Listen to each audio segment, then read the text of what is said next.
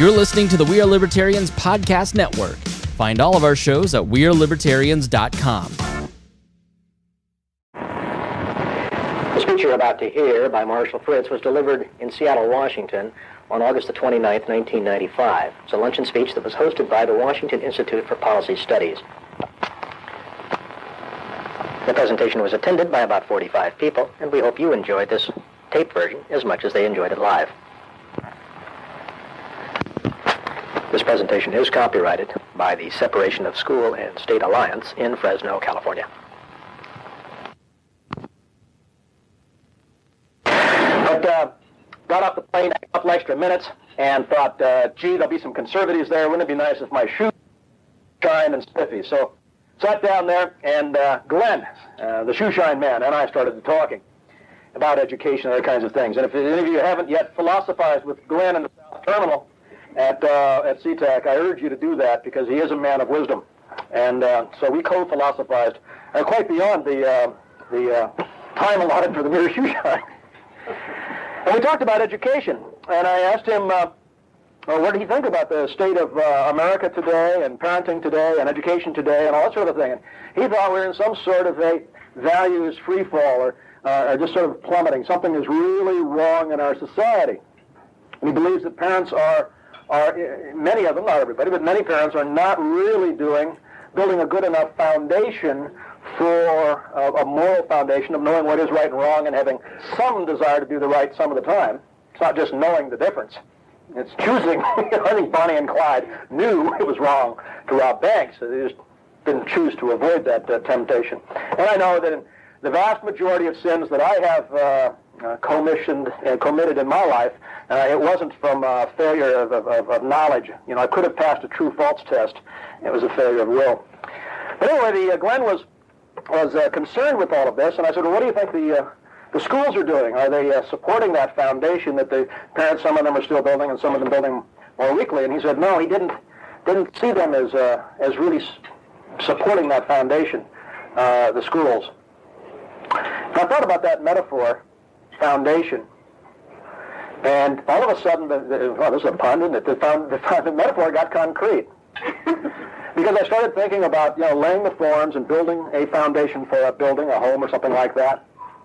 So you've got this concrete, it's pouring, it's dried, it is the foundation, and someone comes along with a hose and starts squirting it under high pressure underneath the foundation that you're building, undermining the foundation. And if you undermine a foundation, if you pull away enough of the earth the foundation is setting upon, the foundation itself very likely then will start to crack, then your building, your edifice, will come crumbling down along it. So I think that metaphor, particularly in its concreteness of hoses undermining foundations, is very apt for what is happening in our society at an increasing rate. It's been happening for over 150 years. It's been happening since the 1840s. This is not something you can put on Franklin Delano Roosevelt, okay? Or Kennedy, or Nixon, or Bush, or Clinton. It's been happening a lot longer than that. This undermining of parental responsibility, and that's what we're going to be talking about today.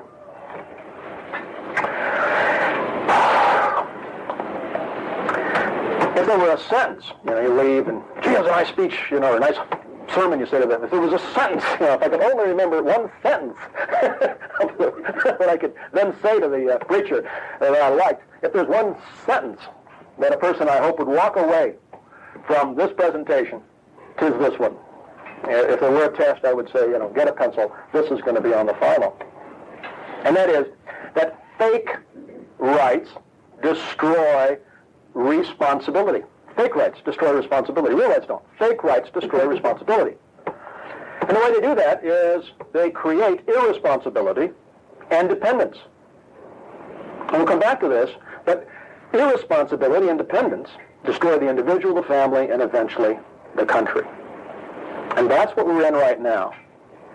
And I do not blame the schools for ruining the society, nor do I blame the parents, per se, for ruining society. that this is a action that has been going on for well over 100 years between the two of them, where the schools usurp a parental responsibility and the parents turn around and abdicate the responsibility. Oh, some of the parents aren't feeding their children lunch. We'll do it. It's a parental responsibility. Let society feed the children lunch. And then the parents abdicate the responsibility. Well, since they're going to be feeding the children lunch, then I don't have to think about lunch. I can spend the money on, fill in the blank. So it's a two-way street. And one other caveat I'd like to make, and this might go not only for the audience here who knows and loves me already, well, some do, see, I heard a little giggle there, but for the folks out there in television land, is that everything I'm saying is intended to be an attack on the system itself. Now, those of us that were upset with or not in favor of Soviet farming practices, the collectivization, weren't particularly bothered by the individual Russian farmer. What bothered us, what we thought was wrong, was their organizational method. So we could think a particular farmer was a good farmer. He was working hard. But somehow the system always messed up. And that's what I'm trying to get across with our system of education here in America. It's not bad teachers. Virtually all of them are super. They're excellent. They're committed. They're caring. They're intelligent, devoted, dedicated people. It's not the principals. Same for them. I don't think it's usually the superintendents. I don't think it's the politicians. I don't think it's the book publishers. It's not any of these people. They're all in a cement canoe, government schooling, that is dragging them all down. So it is the system I wish to attack, and if I do get a little vitriolic, remember it's the system and not the people. It's the system, folks. Could be our catchword. Now, to the body of the presentation. There's a big idea in America that Americans have held for now something over 100 years. I'm not going to ask for a show of hands, but I think we could probably get 80% of the people, even in this audience, to raise their hands. And I will say it sweetly the first time, and then I'll say a little bit more clinically the second time, and then I may get around to sneering at it the third time. Every child is born with a right to an education. I think 80% or more of the people in America would hold up their hands to that. And in fact, I want to now tweak it a little bit. Every child in America is born with a right to a quality education at taxpayer expense. I think you might still get 80%. Might have had 99% on the first one. I think you'll still get 80% or something. Every child is born, look at my son, Billy. He's born with a right to a quality education at taxpayer expense. 80% of the people would agree with. That, I believe, is a fake right. And in fact, I will label it the mother, or by now, the grandmother of fake rights. And this growth of an entitlement attitude. The world owes me and my boy Billy a living is part of what is destroying our culture. This escalation of rights has reached the ludicrousy that it appears, I read in the Spokane paper today, and where is it? I was going to get this clipping up here, but anyway, there is a Amarillo, Texas. Apparently, a judge has held that a child has a right to be taught to in English at home by his mother. The right to be raised by an English-speaking mother.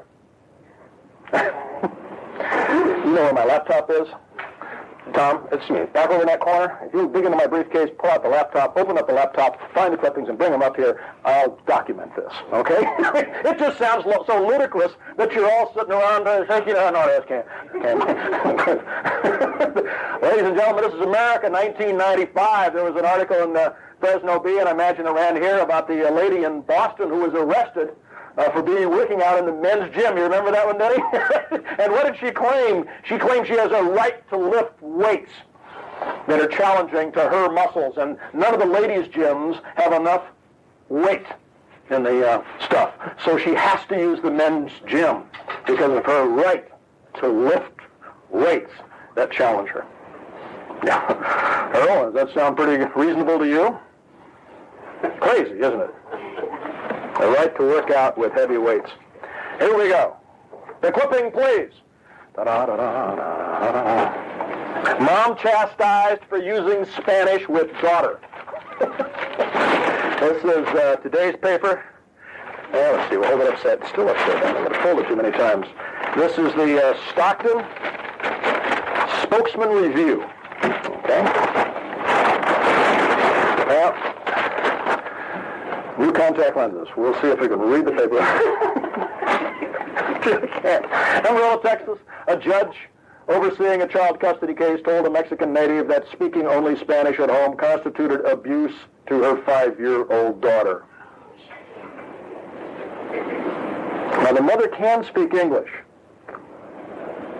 The mother is bilingual, but she believes it's important for her daughter, her 5-year-old daughter. She thinks it's important that her daughter be bilingual, so she wants, since the kid's going to learn plenty of English living in America, in Amarillo, lots of people speak Texan at least. So she wants to make sure the child is conversant in Spanish as well. But apparently, this judge is holding that the child has a right to be raised with more English. They're crazy. In the 1830s, de Tocqueville visited America. He went out to the far west, Ohio. Went down the far west talking to people, went home and wrote a book that is still significant to many people today and its insights. And one of the things that he said, that every farmer can argue philosophy, stand out there and talk Plato or Cicero with these farmers. That the American public education system is the envy of the world. And the word public is used in a couple of different ways. You all have Wendy's restaurants here in, you do? Are they public restaurants here? There they are. Open to public restaurants? Okay. They run by the King County Hamburger District? I know. You mean you can have public things that are privately operated? See, for 200 years, America had public schools that were privately operated and financed. We have had more experience in years of privately operated public schools than we have with governmentally operated public schools. It wasn't until the 1830s when an odd thing happened to America. Catholics started being imported from Ireland. And the reaction of the typical American toward Catholics was about like Archie Bunker toward a Haitian with AIDS. We do not take them unto their bosom. And we don't have time for the entire sordid story. By the way, not that the Catholics are such saints. When they're in a majority somewhere, guess what they do? Yeah, we'll take everybody's kids and thump a little Catholicism into them. Thump, thump, thump. And what do the Protestants do when they're in a majority? There, let's change the schools from privately operated to governmentally operated, get the Catholic kids in here and Protestantize them. Christianize the Catholics. Americanize the Irish. That, ladies and gentlemen, is the real, and not only, it is not some obscure history. This is the standard understanding that the historians have for why we have government schools. It simply isn't taught in our schools because it doesn't sound very nice, does it? Yeah, where's multiculturalism? But the reason we had government schools had nothing to do with helping the poor. There's no evidence in the 1830s that poor children in the non-slave states were ever deprived of an education for lack of funds. No less an authority than Teddy Kennedy says that literacy was higher in the 1830s than it is today in Boston. And indeed, that appears to be a very credible case, that literacy was higher in the 1830s than it is now. So the real reason that we even have government schools was to homogenize, to capture kids, take them away from their parents, and to impose the majority's views upon them with an imposition mentality, of which again, and Protestants and Catholics don't have a monopoly on this. In the 1960s, the secularists had won control, and they tend to have the same desire to impose their views on the children of the traditionalists. But I want to get back to this responsibility angle that we started this with. In the 1840s, the government declares in America, parents are not financially responsible for the education of their children, the government is. And the parents said, well, thank you, I guess we'll just abandon our responsibility for that. In the 1850s, 52 in Massachusetts, and through the 1890s, it took about 50 years. In fact, I think the last compulsory attendance legislation was in about 1914. So it took a half a century, but the government in the various states said, hey parents, you are not responsible for deciding how many days a year your child goes to school. You can't make that decision. The government makes that decision. That's called compulsory attendance. In the 1930s, the government came back and said, hey kids, you're no longer responsible for taking care of your parents when they get old. You're going to have Social Security. 1960, the government said, hey dads, you don't have to take care of the mother of your children. We've got aid to families with dependent children, and they can do just fine without you. It's not just schooling. But there has been a constant erosion of individual responsibility by the government taking it over, by claiming that people have these fake rights. So the child is born not only with a right, Section 8 housing, Section 7 clothing, Section 6 recreation, all the way down to Section 1. I remember when they were building the Marina del Rey down in Los Angeles, which is where I grew up. And I can remember the fights over how many of the fancy condominiums there on the seashore should be reserved for the poor, because the poor have a right to live by the seashore too, in a fancy condominium. Urban villages.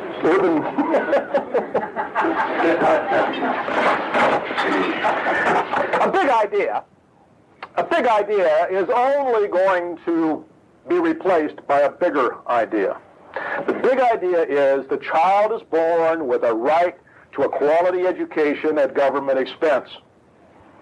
And Americans are going to hold on to that idea, bad as it is, harmful as it is. They've held it for 100 years now. They're going to hold on to that idea until it comes up against a bigger idea. And I think the bigger idea is fake rights destroy responsibility. And it's a fake right. The child is not born with that. And the destroying of responsibility creates the opposite and the alternative, irresponsibility and dependence.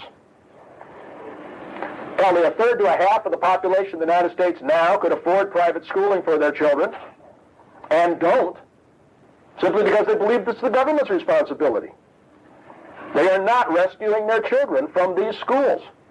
And these schools are undermining your values. Values clarification was a deliberate, conscious effort. For good reasons, by the way. The people who were well motivated, they were literally trying to prevent America from ever having a Holocaust. Louis Raths, Sidney Simon's mentor, looked at those newsreels in 1945 as a young man, was horrified, and he had, finally by the 1950s, he figured out that you couldn't, if people were always going to follow these kinds of heavy-duty authority figures, then we would run the risk of another Holocaust. So if he could interrupt this authority thing, if he could get kids to look inside at themselves and not to accept authority figures like from their parent and the government and tradition and history, if he could interrupt that transmission of values by authority, that he could actually inoculate a country against a Holocaust. So values clarification, a deliberate, specific effort to interrupt the transmission of your values to your children, was designed with good motives, was bought hook, line, and sinker by the vast majority of schools in the 70s and 80s. And only now are some of the leaders of that movement beginning to recant what they did. No less than Howard Kirschenbaum, co-author with Sidney Simon, wrote in the June 1992 Phi Delta Kappan, a recanting, and says essentially now, you cannot get a child to clarify values that have not been placed there by the parent. And there is a bit of mea culpa by some of those people. But it is deliberate, it's not malicious. These are not evil people that deserve a role in Batman 4. Dumbing down society for the, it's not that way. They mean well. Makes them a little more dangerous, of course.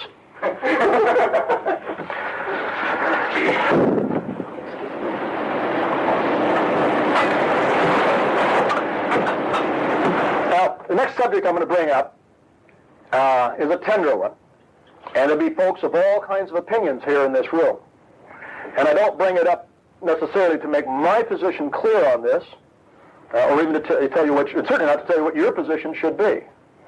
Just to understand, wherever you stand on this, of the harmfulness that's done to children when they are placed under the keeping, a caretaker, of someone who is of a different world view than the parents.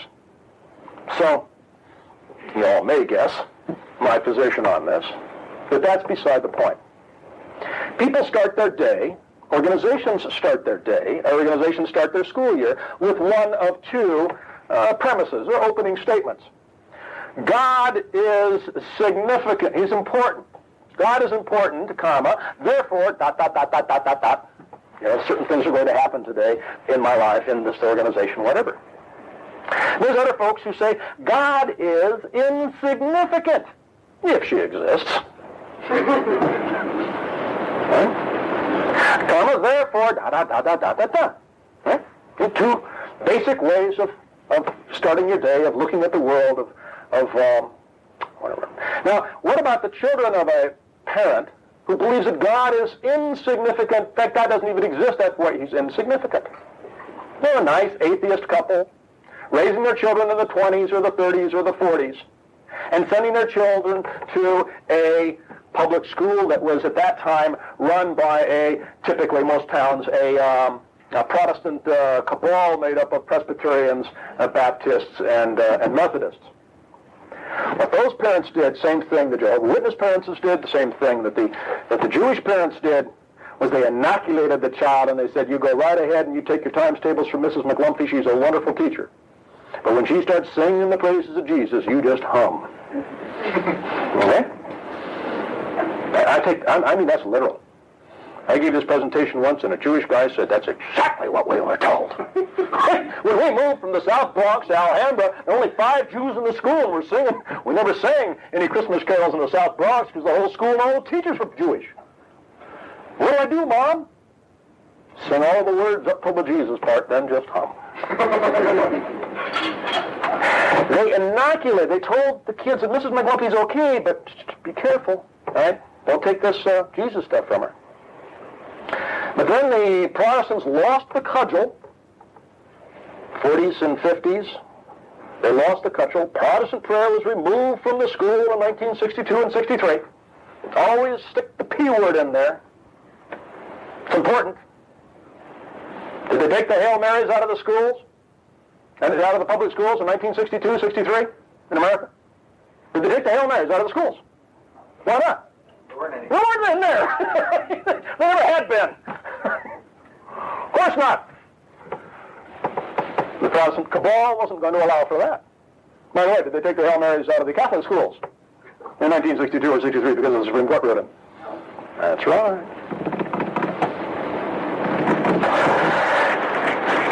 But here's the point. The atheists and the alternate theologies to Protestantism inoculated their kids when they sent them off to school when the Protestants ran the schools for 100 years, from the 1840s to the 1940s. When the Protestants lost the cudgel to the modernists, to the secularists, whatever label you'd like to use, I'm not trying to insult a lot of my friends. Did the Protestants smart enough to inoculate their kids? Were they smart enough to flee like the Catholics did and set up their own schools?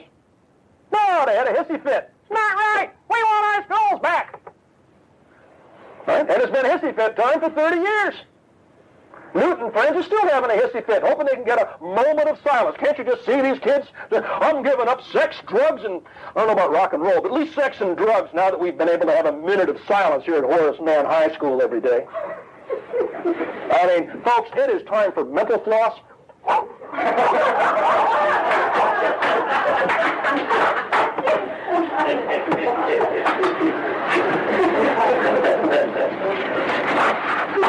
The point is, if you believe God is important and you put your kid into a school where for 6 hours a day, for 180 days a year, for 13 years, God is going to be treated as if he doesn't exist, or if he does, he doesn't care, or if he does care, he is so weak it doesn't make any difference. All of your drug eradication programs are based on the concept that it's good for you. You can never in a drug eradication program in a school say, because God doesn't want you shooting up. And if the kid comes to the conclusion that it's not good for him to give up drugs, then why bother? And what if you could teach what if you're a Christian, and what if you could teach a kid to be perfectly moral because it worked out for him? Yeah. What have you achieved, my friend? I don't know just all that much. The school wars that you're seeing all over this country being fought over 101 reasons in the newspaper. One town it's outcome-based education versus back to basic. Another town it's creationism versus evolution. Another town it's phonics versus whole language. And the next town, new math versus old math versus renewed math. Like the accountant, slippery 2 plus 2. Well, tell me, what do you want it to be?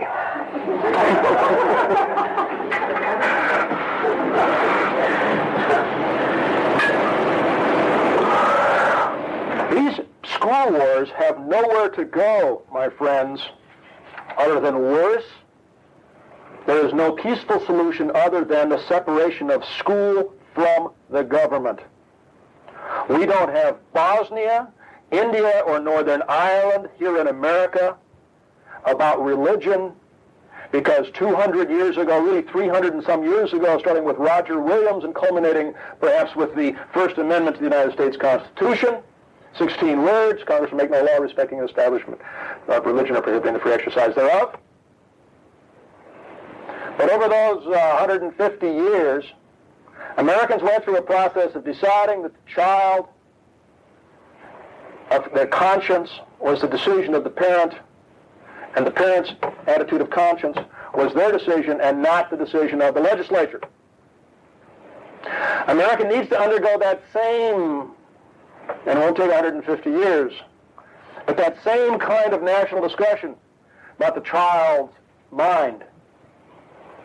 If Olympia thinks that it can set standards for what children know when they graduate, then I defy the politicians, Libertarian, Democratic, or Republican, to distinguish between that and the mind control techniques, the brainwashing techniques of the North Koreans following the Korean War. They took the POWs and they said, we know what is good and we are going to use various coercive measures to get this implanted into your mind. And Americans found that revolting. And well, they should. And I defy Bill Spady of outcome-based education. I defy what's his name? Bush. No, Bush. There was a president named, I'm sorry, I made a mental block. What's the prior president to Clinton? George Bush. All right, I don't think I'll say that. No, I'm not that political. George Bush got the 50 governors together. They rattled around for a couple of days in Charlottesville, Virginia, and some other people done some staff work, and they came up with America 2000. These are the 6 national goals. Right? Benito Mussolini couldn't have done any better. He used to brag. And every hour, every day, I can tell you which page, which school book, every school child in Italy was on. So Benito Bush ran with America 2000. One of the leading governors in this whole mess. Later decided to leave Little Rock and go to Washington, D.C. Since he was an architect of the thing, the best he could do was rename it, add to, and we have Goals 2000. Where the federal government is designing the hoops, and you guys in Olympia get to decide how to jump through them. Or in, Swim Unified School District. The speech is absolutely absurd. I ask you to go back and look at Benito Bush's speech. And he says, national standards, local control, national world-class standards, local decision-making, site-based management. You got it. 3 times he goes back and forth in the speech. The rhetoric is just marvelous. It's nonsense. You cannot have national standards and local control. If you can't have a square, yeah, circle, yeah. But each side is listening to every other sentence.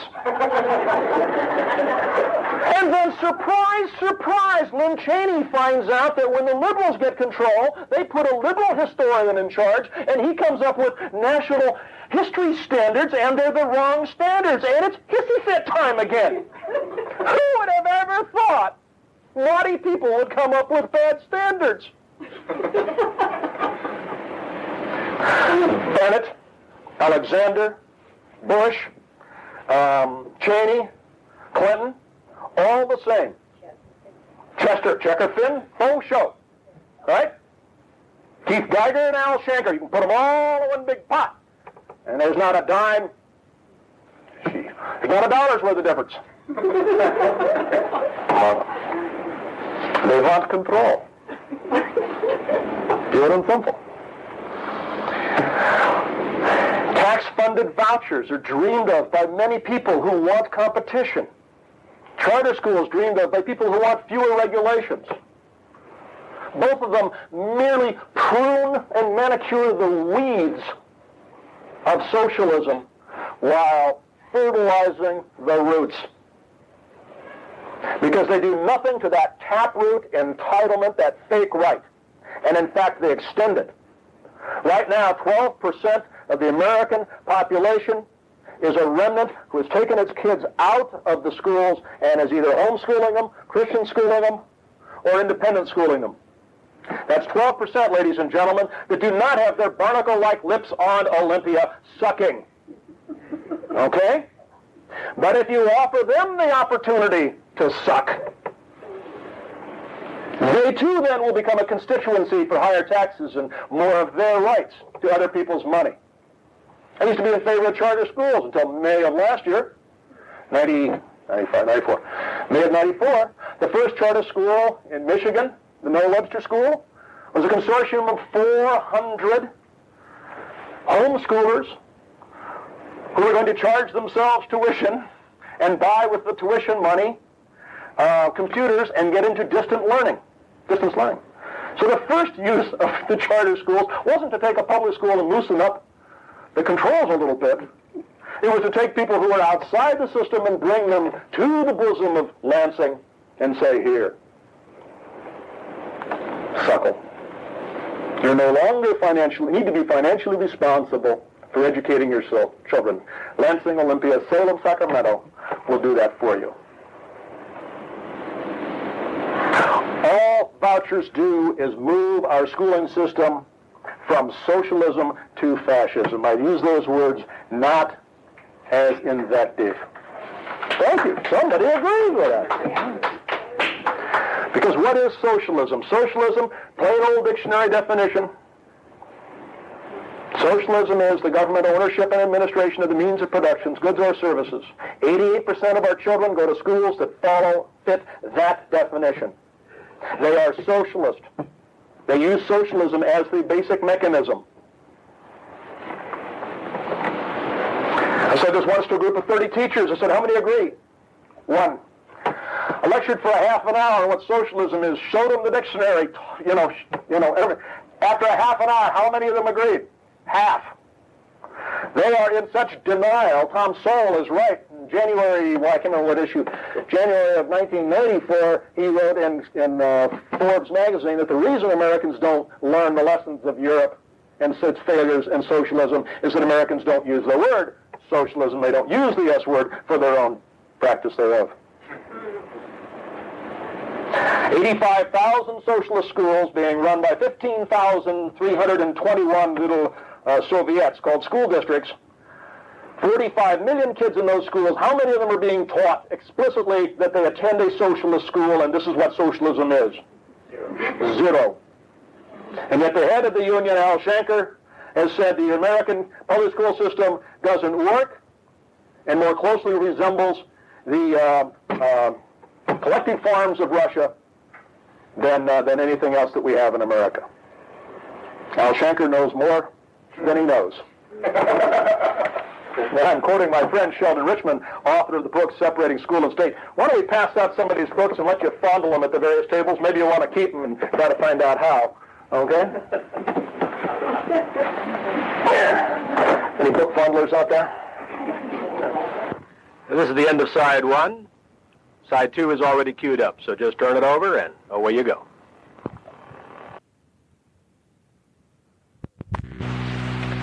The tax-funded vouchers are actually harmful because they extend that attitude of entitlement. They feed that, they nourish that entitlement attitude. What is the answer? It's the same answer our forefathers came to. Roger Williams said, you know, it's going to be difficult around Massachusetts if we all got to believe theologically exactly the same thing. I'm moving to Rhode Island. And we decided as a country 200 years ago that the government should not be involved, should not establish a religion. No less an intellectual than the Os Guinness, the Protestant intellectual, said that the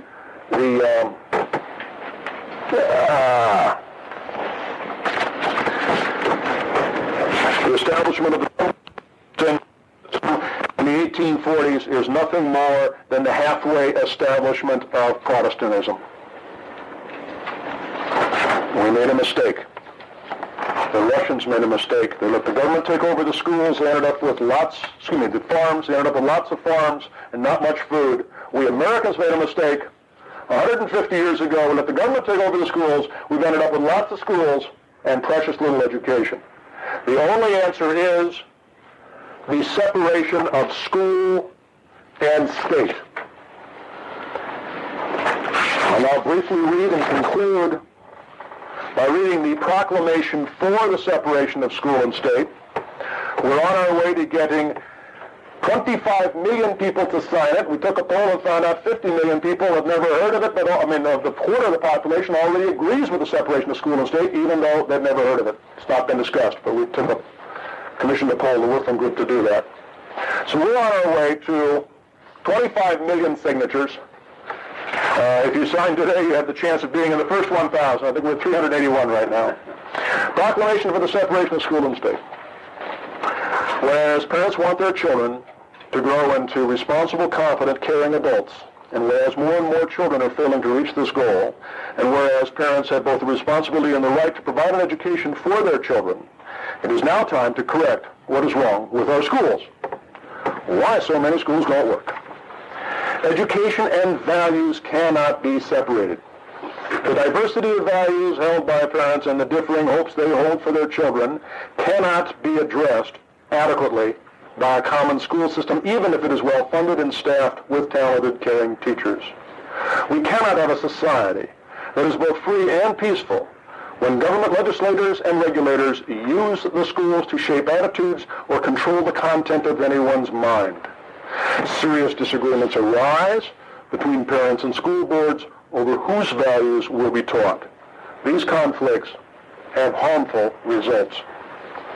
1, teachers lose parent support. 2, students lose respect for teachers, parents, and ultimately all authority. And 3rd, society divides into factions that contend for control of schools and children. Reform of state schooling can never resolve the conflicting values in education. How do we solve this education crisis? Last paragraph. We can find the solution by studying America's experience with religion. Americans enjoy a high degree of religious harmony, despite holding diverse religious views, because government may not compel religious funding, attendance, or practice. Similarly, government must be prohibited from compelling school funding, attendance, or curriculum. Only then can we protect parents' rights and enable parents, teachers, and students to flourish in an environment of educational freedom. By my signature below, I proclaim publicly that I favor the separation of school and state. Thank you very much. Kind of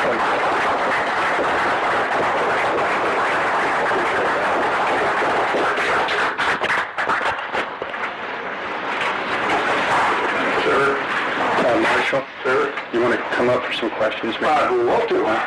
Let's take a few minutes and go ahead and whoever might have some questions for Marshall, please go ahead and address them, and then I have a few concluding remarks right after that. So, go ahead, Marshall. Yes, sir. Bill, Earl. If my hearing aids are working properly, I think you mentioned West. Yes, West. Ed West. I did not mention Ed West, but... Please repeat the question. Good, thank you. If Earl Johnson's hearing aid is working correctly, he thought I heard Ed West names mentioned, and I did not mention Ed West, the author of Education in the State, and but Ed West is going to be speaking at our first. Gee, this couldn't have been you couldn't have asked a better question. And Ed West is going to be speaking at the first annual conference on the separation of school and state, November 10th, 11th, and 12th in Washington, D.C. And he's the recipient of the first Tocqueville Award for Scholarship in state education by our organization. So our first award is going to Ed West. Do you know him? Well, I was talking about the Englishman that wrote the book, State and Education. Yeah, that's Ed West, and I think he may have revised the title, and it's now Education in the State. It was published by Liberty. It's in the third edition. Yes, and Liberty Fund just republished it. You were quoting him several times. I think I was probably quoting other people that were quoting him. But yes, Ed West is marvelous, and you can see him again if you come to our convention in, yes.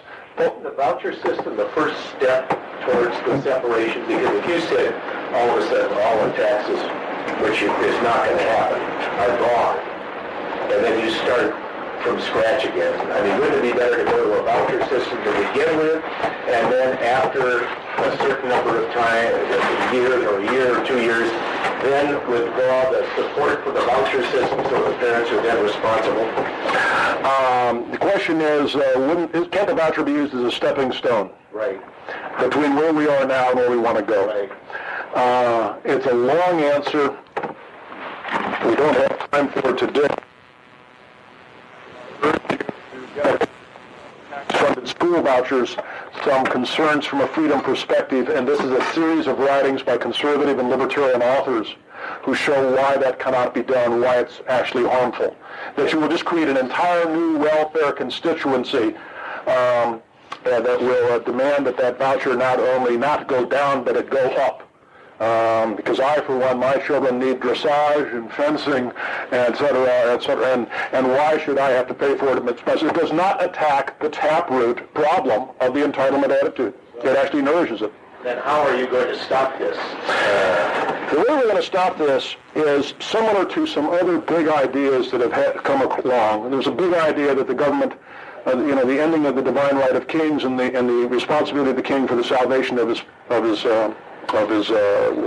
citizens, whatever they're not even citizens, subjects. That's right. So others believe that Bill Clinton is responsible for our personal salvation right now. I mean, and I've attended many an evangelical meeting, and none of them have called upon Bill Clinton to save anybody. Okay, altar calls just don't include his name usually. So we've gotten rid of that notion.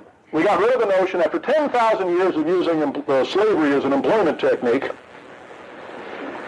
The William Lloyd Garrisons, the Harriet Tubmans, the Harriet Beecher Stowe's, et cetera, over at the Wilberforce, finally got the notion across. And now, you ask Americans, do you want to bring back slavery? And probably, again, we've got 98, 99% of the people say, no, slavery is not a good hiring technique. In the Soviet Union, we went from a period where, and everybody knew if they could just get the right guy in charge.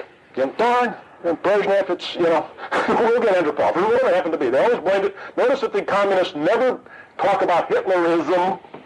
Marxists will never mention Mussolinism or Peronism. A Marxist is very clear that fascism is bad, and he calls it for the ism the concept itself.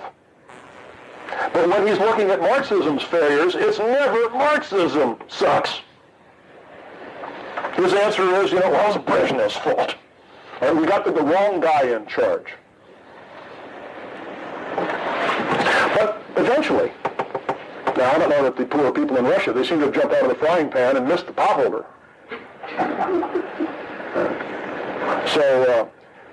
But nowhere in history do I see where fascism, sir, is used as a stepping stone to get people out of socialism and into freedom.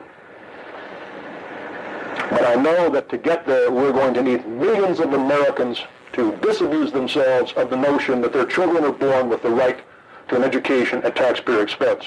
And the evidence of millions of people having disabused themselves of that notion is their signature on that statement, on that proclamation. Yes, sir. You speak favorably of privately funded vouchers. How do they not engender entitlement as much as any other format? The question is, why do privately funded vouchers not engender dependency or irresponsibility as much as the government does?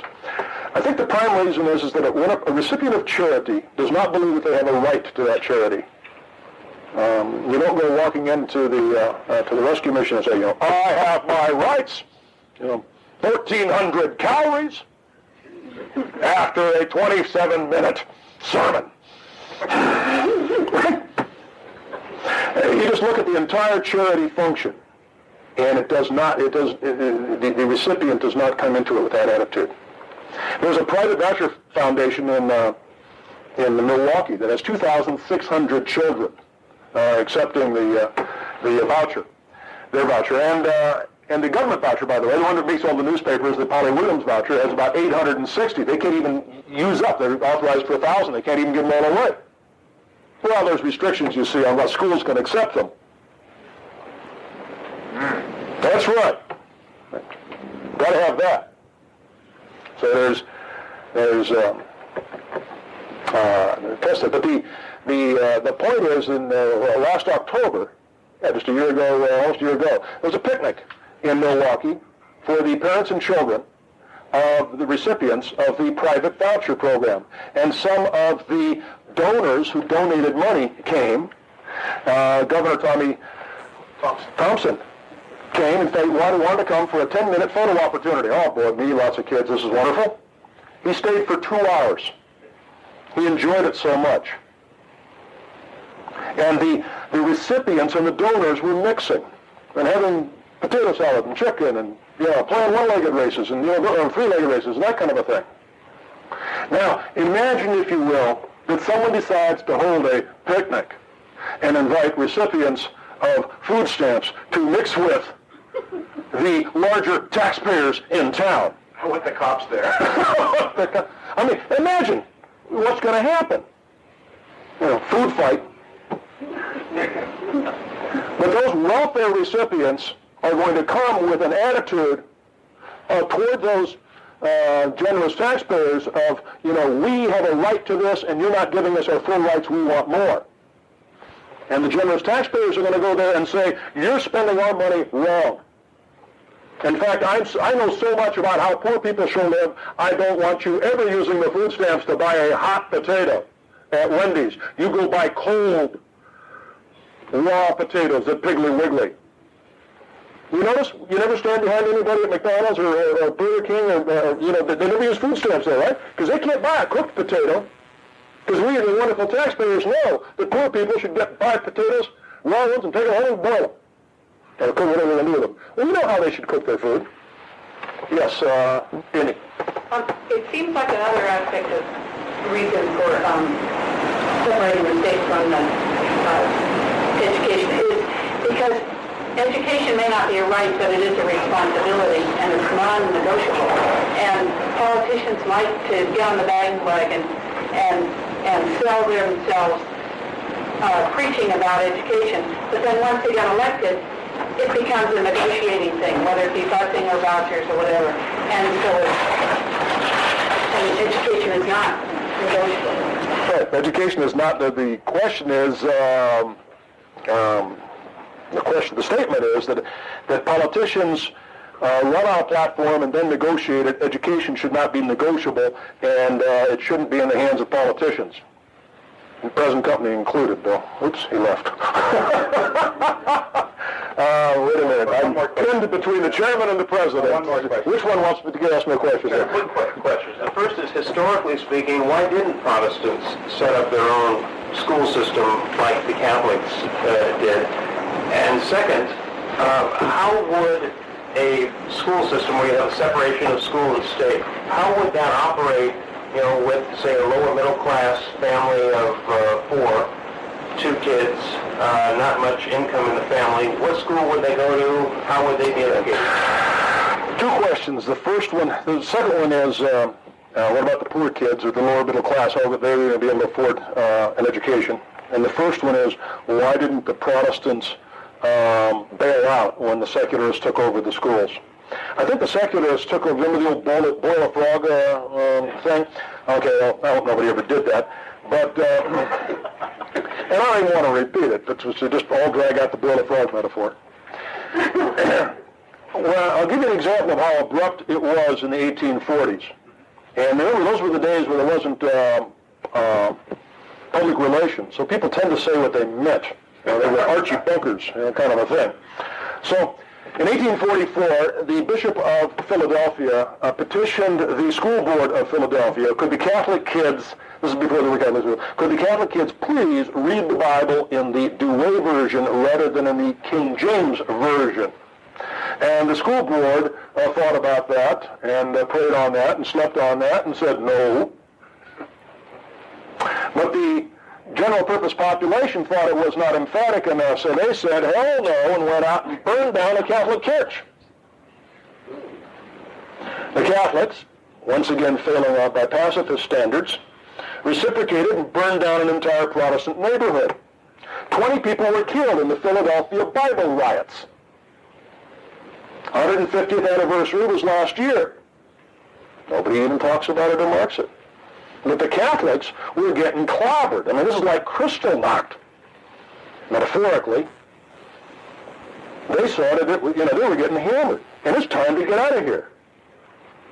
Sure, I think that if in 1962, if the secularists had said, all right, what we want to do is tell the kids that we're going to give them free condoms, we're going to tell them sex is great as long as you have your galoshes on. Okay. Let's see here. We're gonna tell them you have secret abortions. Okay, we're gonna have abortions for this is young as 10 years old now in New York, where the school takes a pregnant child, and gets her a secret from her parents abortion. 13, 14, not uncommon. Okay, we're gonna have secret abortions. Boy, do we have the schools now. Protestants? Tough luck. There would have been that kind of reaction. The Protestants would have wised up. Right? But oh no. Frog metaphor is a good one. Man, poor frogs. Poor Protestants. What about poor people? What about poor people? Well, that, of course, is a much longer answer, which I won't give today. America was able to educate its children when it had 1/8 of today's wealth, 130 years ago. And we can again. We're now giving $20 billion a year to colleges. It takes about $25 billion a year to provide sliding scale scholarships for a third of the children, for 1/3. So about $25 billion. Why is that so predictable? We will be coming off a $300 billion tax cut. When Americans discovered in 1946 they weren't fighting World War II anymore, they didn't declare a pizza dividend and have free pizza for everybody. They had the world's largest tax cut, and we can do it again. And when we discovered that the schools aren't being run by Olympia, you can not only not have an income tax, you can not have a property tax. Yay. And with a $300 billion tax cut nationwide, they're needing to use about $120 billion to send the kids to better schools we're going to today, because socialism takes twice as much money, so the free enterprise will do it for less than half. Americans are going to have $180 billion jingling in their pockets, some of which they will use for pizza. And salmon fishing trips. I think it's entirely predictable that they will give 20 to 25 billion a year. They're already giving 20 billion a year to colleges, and proven fact, little kids are cuter than big kids. Thank you. This is the end of this presentation. For more information about the separation of school and state alliance, you're welcome to phone or to write us. Phone number is 209-292-1776. Our fax number, 292-7582.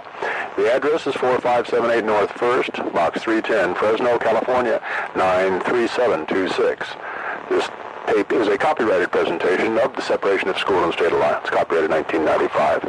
And we do grant permission to those who would like to make personal copies, gift copies for their friends. Thank you very much, and we hope to hear from you. Bye-bye.